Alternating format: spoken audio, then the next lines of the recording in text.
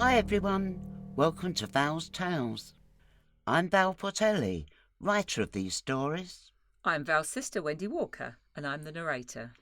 And Wendy's daughter, Jazz, is our producer. Every fortnight, we'll bring you a new story.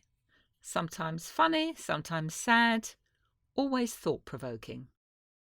Settle down, the story is about to start. Before we begin this week's episode, we have some exciting news. In addition to YouTube, we've now launched the show as a podcast on Apple Podcasts, Google Podcasts, Amazon Music, and Podbean. You can find us by searching Val's Tales on any of those platforms, and we'll continue publishing new episodes every other Tuesday. This sketch is a work of fiction, even if it did bring back childhood memories. It's only fair to point out no grandparents were harmed in the writing of this story. It was partly inspired when a fellow author posted the John Cleese video Pepper Potts.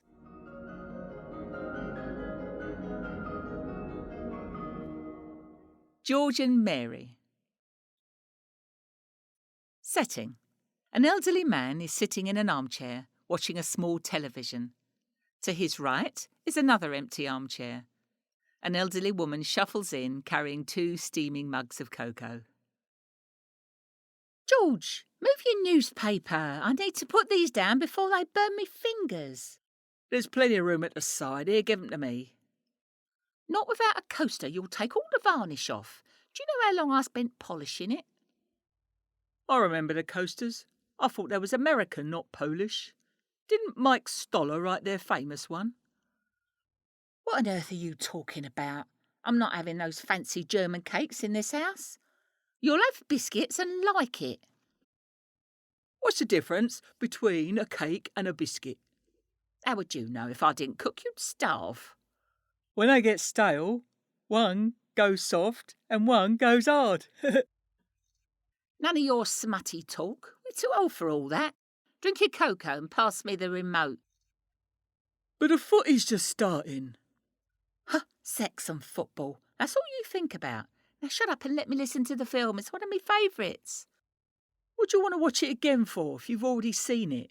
That's daft. Not as daft as watching 12 men chasing a bit of leather about. Shh, it's starting. It's 11, not 12. It's not 11, it's only just gone 9. No, I meant... Oh, never mind.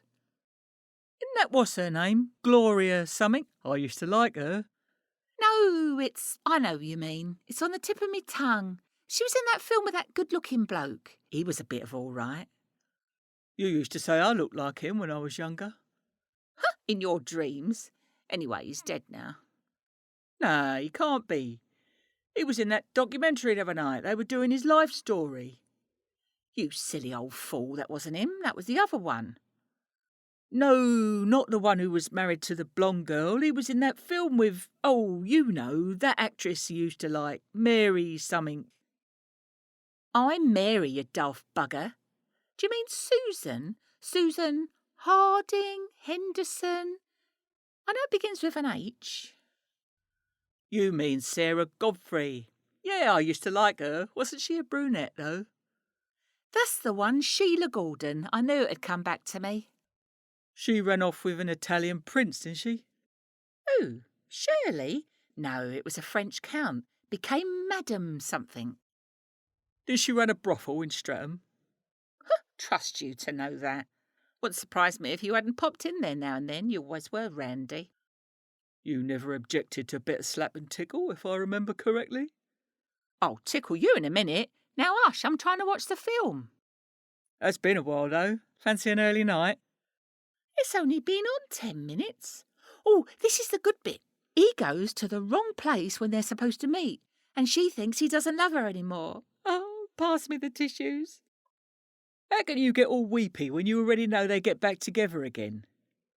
Oh, now you spoilt the ending. It's so romantic. Do you want another cup of cocoa while the adverts are on? No, thanks. I think I'll go to bed. OK, I'll be up soon. The film's nearly finished. Good night, dear. George says good night and goes upstairs, feeling frustrated at a lost opportunity and remembering when they were young and couldn't keep their hands off each other.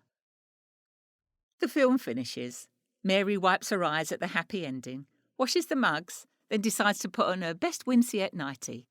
The film has put her in the mood, and even though it's not his birthday, a little cuddle might be nice. A quick dab behind the ears with a perfume he bought her at Christmas, and she slips into bed as seductively as her arthritis will allow. "I'm ready, George. Are you awake?"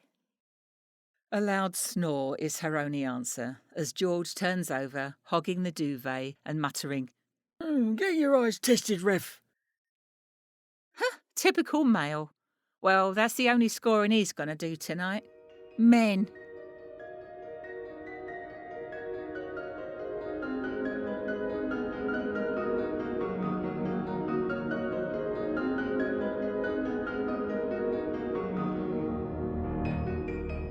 Thanks for listening.